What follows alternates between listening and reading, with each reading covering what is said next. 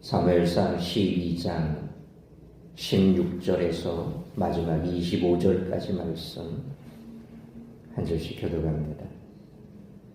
너희는 이제 가만히 서서 여호와께서 너희 목전에서 행하시는 이 큰 일을 보라.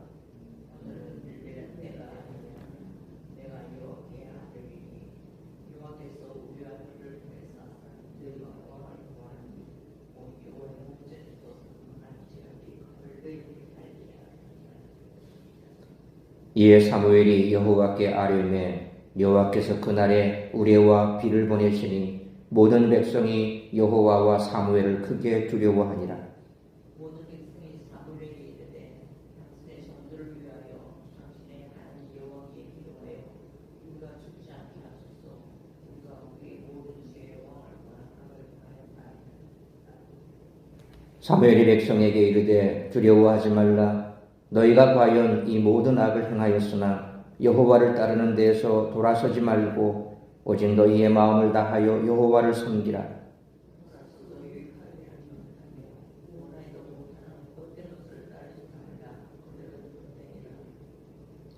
여호와께서는 너희를 자기 백성으로 삼으신 것을 기뻐하셨으므로 여호와께서는 그의 크신 이름을 위해서라도 자기 백성을 버리지 아니하실 것이요 나는 너를 위하여 기도하기를 신우시를 여호와의 후에 흘러가고 하지 아니하고 나서 우리를 너희에게 가르칠 것이므로. 너희는 여호와께서 너희를 위하여 행하신 그 큰 일을 생각하여 오직 그를 경외하며 너희의 마음을 다하여 진실이 섬기라.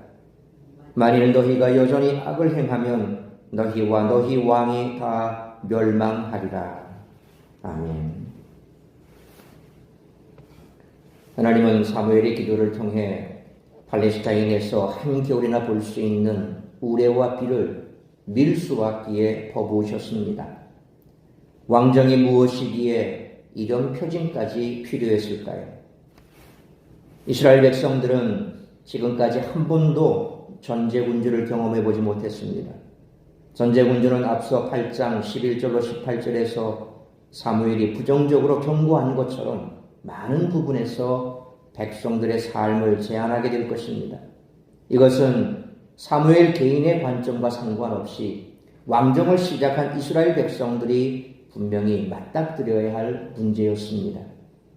그런데 지금 당장 블레셋의 위협 앞에서 그간 여호와를 왕으로 삼고 있던 사사 체제의 지파연맹 공동체를 왕정으로 전환한 뒤에 전제군주제의 불편함을 체감하게 되면 이스라엘 백성들은 사사 시대를 그리워하면서 국가적 혼란이 올 수 있을 것입니다.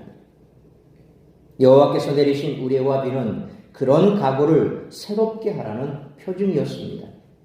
어지간한 각오가 아니면 전제군주 체제 아래에서 하나님을 향한 유일신관이 흔들릴 수 있습니다. 왜냐하면 당시 이스라엘 주위의 모든 전제군주는 신과 특별한 사이를 강조하면서 신이 될 사람 행세를 했기 때문입니다. 이런 체제는 분명히 풍요제의로 이어질 수 있고 다른 한편으로 왕정을 인정하지 않는 세력에 의한 체제 정복이나 쿠데타가 발생할 우려도 있기 때문입니다. 따라서 여러 면에서 하나님의 선택받은 백성으로서 정체성에 위기가 올 수 있습니다. 그래서 하나님은 사무엘을 통해 이스라엘 백성들에게 독특한 교육을 하신 것입니다. 신앙을 위한 각오를 다지는 효과와 본질 곧 여호와 신앙을 기억하도록 하는 표징이라는 그런 말이죠. 이처럼 하나님을 버리고 왕을 구한 죄는 하나님의 진노를 사기에 충분했습니다. 그 죄에 대한 하나님의 진노는 우레와 비를 통해 백성들의 마음에 각인되었습니다. 사무엘은 두려움에 떨고 있는 백성들을 향해 인간 왕이 이끄는 왕정 체제에서 이스라엘이 어떤 모습으로 살아가야 할지를 훈계합니다. 따라서 이와 같은 오늘 본문의 말씀을 통해 우리들이 깨달아야 할 것은 첫째로 16절로 18절 말씀처럼 하나님은 우리의 죄를 일깨우셔서 회개의 자리로 부르신다는 것입니다. 사무엘은 은퇴 설교를 이어가면서 16절 말씀처럼 너희는 이제 가만히 서서 여호와께서 너희 목전에서 행하시는 이 큰 일을 보라 라고 7절에서 했던 말을 또다시 하면서 백성들의 주의를 집중시킵니다. 이는 모세가 홍해 앞에서 애굽의 전차들이 쫓아올 때 두려움에 떨던 백성들에게 선포했던 말입니다. 역대하 20장 17절에서도 이 표현은 하나님이 이루실 구원을 지켜보라는 의미로 나옵니다. 하지만 본문에서는 하나님의 진노를 보고 깨달으라는 경고입니다. 이때는 17절 말씀처럼 이스라엘의 밀추수 때인 5월에서 6월 즈음으로 건기였기 때문에 비를 기대할 수 없는 상황이었습니다. 이런 폭우는 팔레스타인에서 보통 11월에서 12월이나 3월에서 4월에 집중됩니다. 따라서 사무엘이 16절에서 말한 큰 일은 이와 같은 이례적인 기상현상입니다. 하지만 하나님은 18절 말씀처럼 그 땅에 우레와 비를 내리셔서 하나님의 진노가 얼마나 큰지 깨닫게 하십니다. 공의의 하나님은 결코 죄를 간과하지 않으십니다. 우리가 회개하기를 바라시기에 우리의 죄를 일깨우셔서 회개의 자리로 부르십니다. 이를 위해 때로는 우리에게 좋지 않은 일이나 두려운 일이 발생하기도 하십니다. 그런 일을 당하더라도 죄를 깨닫고 회개하는 것이 복된 길이기 때문입니다. 그러므로 남을 속이거나 미워하는 것도 죄지만 하나님을 왕으로 섬기지 않고 자기 뜻대로 사는 것은 하나님을 기만하는 엄청난 죄이므로 하나님의 진노의 때에는 우리의 죄를 일깨우셔서 회개의 자리로 부르시는 줄 알고 죄를 깨닫고 회개하고 돌이키는 우리 모두가 되시기를 축원합니다. 두 번째로 19절 말씀처럼 회개하면 하나님께서는 용서와 자비를 베푸시고 만나주신다는 것입니다.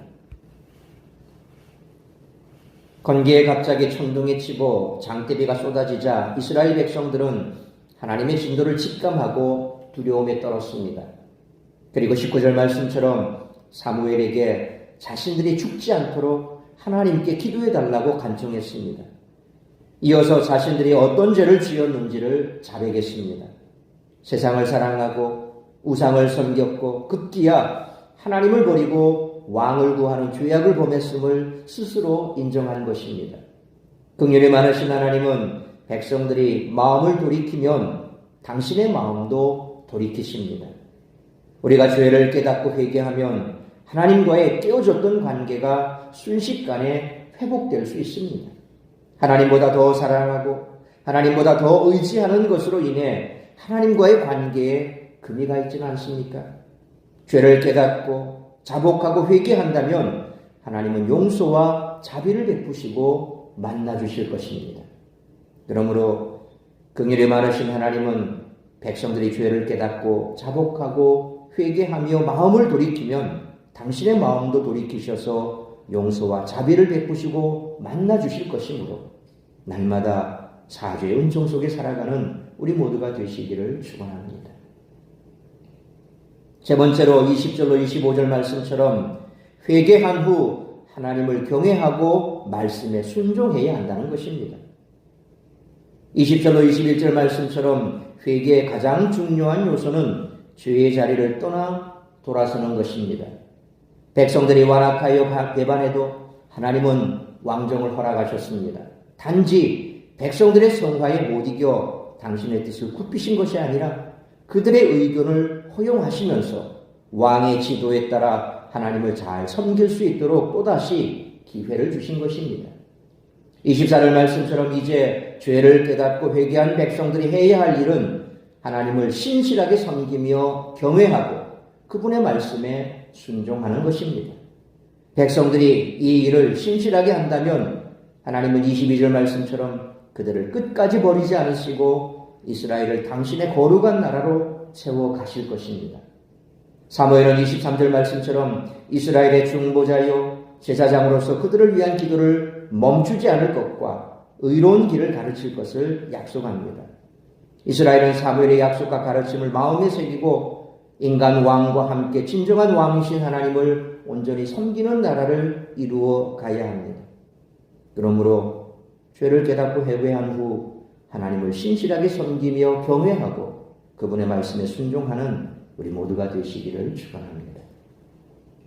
사랑하는 성도 여러분, 우리는 언약 백성으로서 왕이신 주를 경외하며 마음을 다해 진실이 섬겨야 합니다. 우리를 구원하시고 당신의 백성 삼으신 하나님은 우리를 결코 떠나지 않으시며 언제나 신실하게 지켜주실 것입니다.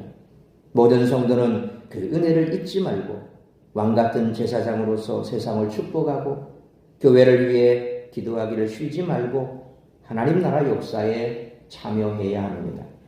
그러므로 하나님의 진노의 때에는 우리의 죄를 일깨우셔서 회개의 자리로 부르시는 줄 알고 죄를 깨닫고 회개하고 돌이켜야 하며 죄를 깨닫고 회개한 후 하나님을 신실하게 섬기며 교회하고 그분의 말씀에 순종하는 우리 모두가 되시기를 주님의 이름으로 축원합니다. 기도하겠습니다. 거룩하신 아버지 하나님, 은혜와 사랑을 감사합니다. 오늘도 이 새벽을 깨워 말씀으로 예배로 하루를 시작하게 하시니 감사합니다. 오늘 우리에게 주신 말씀처럼 우리가 이 땅을 살아가면서 언제나 늘 하나님만을 바라보며 신실한 삶을 살지는 못합니다. 우리 속에 여전히 남아있는 죄성이 있기에 때로 육신의 정욕, 안목의 정욕, 이생의 자랑에 우리가 휩쓸려 하나님으로부터 멀어질 때가 있습니다. 때로 우리가 하나님으로부터 멀어지면 그것으로 인해 하나님께서 우리를 징계하시고 우리의 삶에 어려움이 있고 고난의 때를 겪을 때가 있습니다. 그럴 때에 우리는 바로 하나님 앞에 우리의 죄를 자복하고 회개해야 할 것입니다. 우리가 어려움을 당하고 고통을 당하면 먼저 우리 자신을 돌아보고 우리가 회개할 것이 없는가를 돌이켜볼 때 회개할 것이 있으면 돌이켜야 합니다. 이처럼 하나님께서 우리에게 징계하심은 우리가 죄를 깨닫고 돌이키기를 원하시는 하나님의 뜻인 줄 알고 돌이켜 회개하고 다시금 하나님과의 관계를 회복하면 하나님께서는 우리를 지켜주시고 우리를 보호하시며 우리를 하나님께서 하나님의 뜻 가운데 복을 내려주실 줄 믿습니다. 그러므로 오늘도 우리의 삶 가운데 해결되지 못한 문제가 있다면 해결되어 주님과의 관계가 회복이 되고 다시금 사죄의 은총 가운데 살아가며 우리를 지키시고 보호하시며 인도하시는 하나님의 인도하심 속에 살아가기를 소망합니다. 뿐만 아니라 이제 돌이켜 회개했다면 다시금 신실하신 하나님만을 경외하고 말씀에 순종하는 삶을 살아야 할 줄 믿습니다. 그러므로 오늘 이 한날도 우리가 주님 앞에 돌이켜 회개할 것 회개하고 다시금 하나님과의 관계가 회복이 되어 하나님의 말씀대로 지켜 순종하며 내게 주신 사명 오늘도 잘 감당하기 위해 성령의 충만함을 간구하며 오늘도 나를 통하여 이루고자 하는 하나님의 뜻이 이루어지는 복된 하늘의 삶을 살기로 결단하고 특별히 우리 사랑하는 성도들 어디에 있든지 무엇을 하든지 그들을 주께서 인도하여 주옵시되 육신의 질병으로 고통받는 자들 치료하시고 마음의 무거운 짐과 상처로 힘들어하는 자들 주님께서 위로하시고 만져주시고 오늘도 모든 성도들 각자의 삶의 자리에서 주의 뜻을 이루어드리는 복된 한날의 삶을 살아갈 수 있기를 간절히 빌고 소원하오며 이 모든 말씀 우리 주 예수 그리스도의 이름으로 기도하옵나이다. 아멘.